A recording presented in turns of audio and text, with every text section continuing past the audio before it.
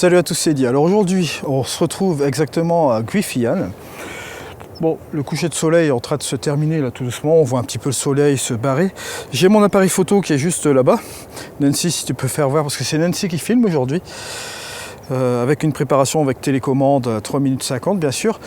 Et bon, système de filtration, etc. Filtre ND1000, puis un filtre graduel. Il y a une petite brume qui est super intéressante aujourd'hui. On est tombé sur vraiment une bonne condition climatique pour le phare de Godrevy, comme j'avais dit la dernière fois. Hein. Et forcément, vous avez aussi de l'autre côté la fameuse bouche de l'enfer. Et en fait, bon là-bas j'avais fait une petite photo aussi, c'était super intéressant avec les rochers.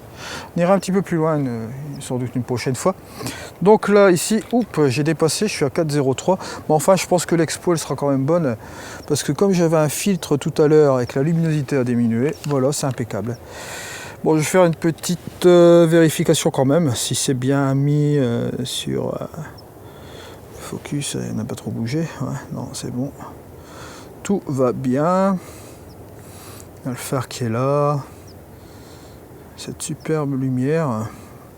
Ça fait un beau petit nuage, ça c'est sympa. Bon, je dois dire que c'est pas mauvais, c'est pas mal. C'est un bon petit truc, mais là ce que je vais faire, c'est que je vais enlever le ND1000. Je pense que j'aurai pas besoin du filtre. Système de filtration, je vais aller voir ça tout de suite. Ça se voit peut-être pas, mais je suis en train de stresser pour pas perdre le contrôle au niveau de ma photo. Parce que je sais très bien que bon, les minutes, enfin les secondes comptent, sont en train de descendre et j'espère avoir une explosion ici. J'ai un doute, mais bon. Je vais quand même mettre un filtre GND. Je vais aller le rechercher, mon copain. Donc, allez, hop, juste là. On va pas chercher. Ce que je vais faire, je vais mettre mon petit œilleton. Très important, l'œilleton. Très important. Une fois que j'ai fait ça, ça c'est bon. On peut dire que classique. Hein. Je fais une étude aussi un petit peu de la lumière, si là ça crame pas trop, non. À la rigueur, ce que je peux peut-être faire aussi, c'est, bon, on va dire, rapprocher mon objectif. Comme j'ai un 24-70 ici, je vais peut-être me rapprocher du phare pour essayer de trouver quelque chose de différent. Ça peut servir aussi. Donc forcément, je vais dégoupiller le lock. Allez. On sent l'humidité sur le trépied. Là, la brume commence à se lever. Bon, je pense que c'est mort pour aujourd'hui. J'arrête là. Voilà. Un grand merci en tout cas à Nancy pour m'avoir filmé aujourd'hui. Et voilà encore le... Oh mon Dieu. Non. Fais gaffe. Eddie, fais gaffe, ça nous attaque. Oh, heureusement que tu l'as vu. Le voilà. Ah non, non, écoute, c'est pas possible. Comment je vais avoir peur de sortir, dis. Ah, il était là près de moi. Oh. Il est parti. Attends, c'est pas normal ça. C'est toi et puis c'est moi. Faut surveiller hein, parce qu'il revient. Voilà. Voilà, bon, allez, au revoir. Alors voilà, après cet épisode avec les frelons, bon, au début ça nous a un petit peu amusé, mais bon, il se trouve que après, quand on est parti du chemin, on en a eu un de frelons, 2, 3, et ça commençait à devenir un petit peu inquiétant, donc on a dû vraiment courir et prendre nos jambes à notre cou pour arriver jusqu'à la voiture, parce que bon, de là, on était en pleine campagne. Ici, vous voyez la photo, bon, c'est l'Euro qui est légèrement bleuté à cause du filtre lit, bien sûr.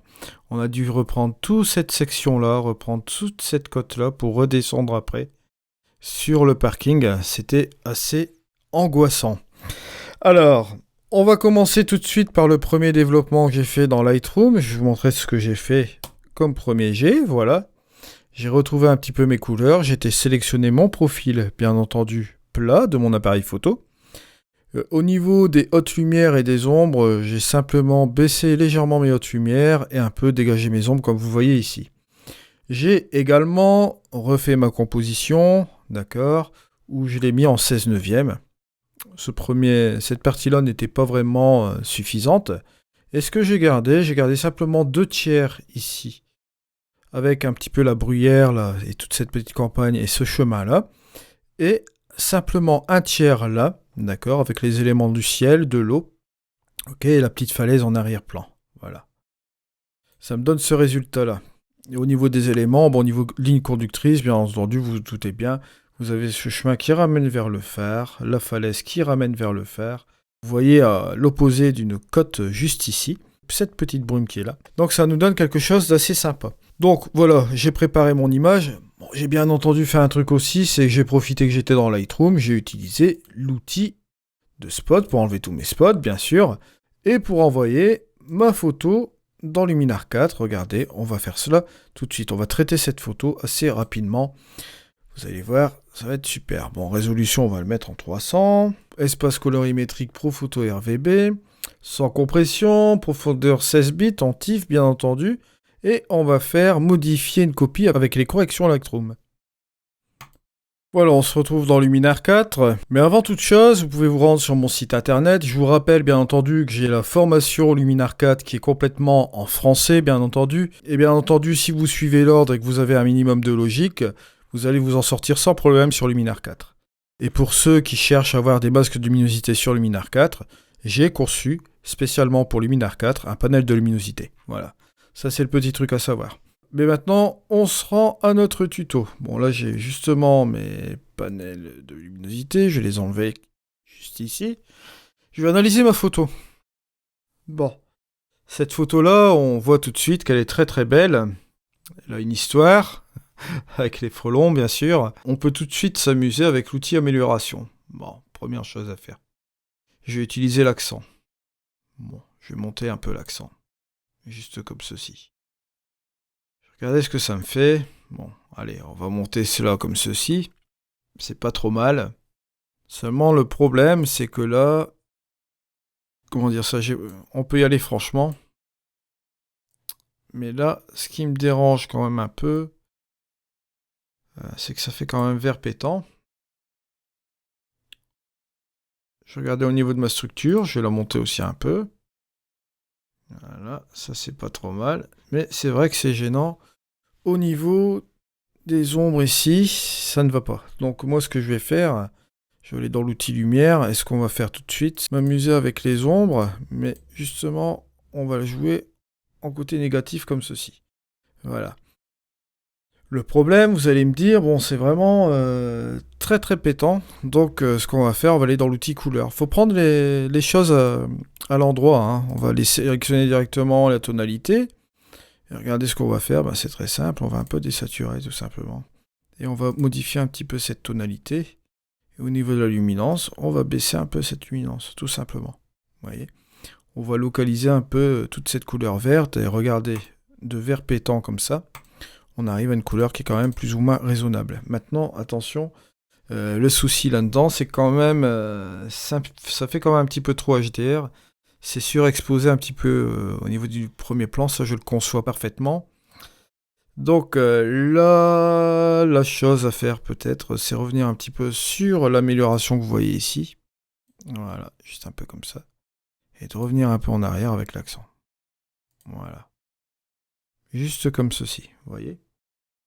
On a un effet qui est un petit peu plus sympa comme ça. Bon, l'embellisseur de ciel, pourquoi pas.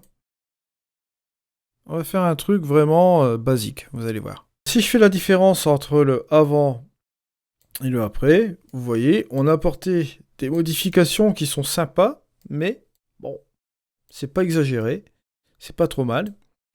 Mais quand même, avec tous les réglages que j'ai fait, je voudrais aller dans mon calque qui est ici, et je vais jouer avec mon curseur du nombre de réglages, vous allez voir, boum.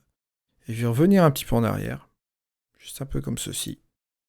Et là, je vais amener mes réglages progressivement, voilà, juste comme ceci. Voilà. À 59, 58. Et là, je me dis que c'est un petit peu plus sympa. Si je fais l'avant et le après, vous regardez, vous voyez, c'est fait de manière subtile. Voilà. N'oubliez jamais, vous avez le curseur du nombre de réglages. Vous pouvez toujours revenir après sur ce curseur de nombre de réglages pour pouvoir réguler les effets que vous avez faits. Et vous voyez que là, de ça à ça, le changement est là, mais il n'est pas surfait. Vous voyez, on ne fait pas de surenchère avec Luminar 4. Voilà. Ensuite, je vais passer sur un calque de réglage cette fois-ci. Je vais passer sur un calque de réglage parce que j'aime bien être ordonné dans mon travail. Et donc, comme j'aime bien être ordonné dans mon travail, on va séparer les choses cette fois-ci. Alors, sur ce calque de réglage-là, on va effectuer des opérations. Des opérations sur quoi ? Sur ces parties qui sont ici, on va un petit peu contraster. On va essayer de donner un petit peu de punch au niveau de notre image, mais on va toujours le contrôler, bien sûr. Pour ce faire, là, je vais utiliser un masque de luminosité. Et pour utiliser un masque de luminosité, je vais effectuer, comme vous savez déjà, un nouveau calque de réglage. Et là, je vais aller dans les paramètres prédéfinis et je vais aller sélectionner un masque. Un masque, bon, dans mon Light Panel, c'est un de mes panels de luminosité. Le Light Panel que vous allez trouver donc ici. Voilà. Et ensuite, vous allez sélectionner un masque. Où on va affecter, bien entendu, une luminosité dessus. Alors, ce masque-là n'est pas trop mal. Je préférais quand même celui-ci. Je vais prendre celui-là. Comme on est en avancé, on est en niveau 2, au niveau des tutos luminaires, comme vous savez, on va un peu jouer avec notre curseur d'exposition ici. On va faire réapparaître quelques éléments. Voilà. Juste comme ceci. Voilà. Je trouve que ça, c'est pas trop mal. Alors, on va générer un masque de luminosité sur ces choses-là. Vous allez dans Modifier masque et vous faites luminosité. Une fois que vous avez votre masque, vous allez dans les 3 petits points. Bien entendu, vous faites masque et vous faites copier. Voilà. Vous supprimez les 3 petits points. Donc ce calque, supprimez le calque. Et on va aller justement dans l'outil lumière sur ce calque de réglage. D'accord, le précédent qu'on a fait. On va sélectionner l'outil pinceau. Voilà. Et on va donner un petit coup de pinceau ici pour avoir ce petit carré noir où l'on pourra, en faisant un clic droit, coller notre masque. Juste comme ceci. Une fois que vous avez fait cela, là cette fois-ci vous avez un contraste intelligent. Vous pouvez appliquer un contraste intelligent. Vous allez voir, juste un peu comme ceci. Voilà. Et vous voyez que déjà ce contraste intelligent, il est déjà fin, mais appliqué sur un petit masque de luminosité. Vous voyez, c'est léger, c'est sympa. On a un contraste qui s'applique sur le premier plan là, mais c'est léger, ça reste léger. Alors, ensuite, ce que je vais peut-être faire, c'est simplement terminer avec une vignette. Vous allez voir, on se prend pas la tête aujourd'hui. Je vais sélectionner un sujet. Le sujet, je vais prendre mon petit phare. Et je vais baisser la quantité, bien sûr. Hop, voilà. On va insister sur la quantité.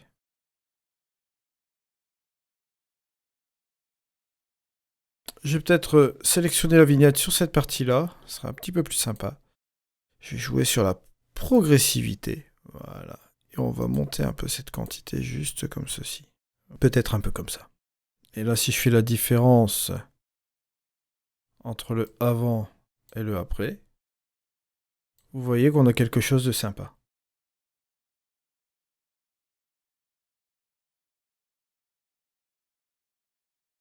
C'est quelque chose de léger et quelque chose qui n'est pas surfait, bien entendu. Alors, on va cliquer sur Appliquer pour revenir bien sûr dans Lightroom. Et voilà le résultat. Je vous remercie de m'avoir suivi. On se retrouve pour un prochain tuto. C'était Eddy. Allez, au revoir.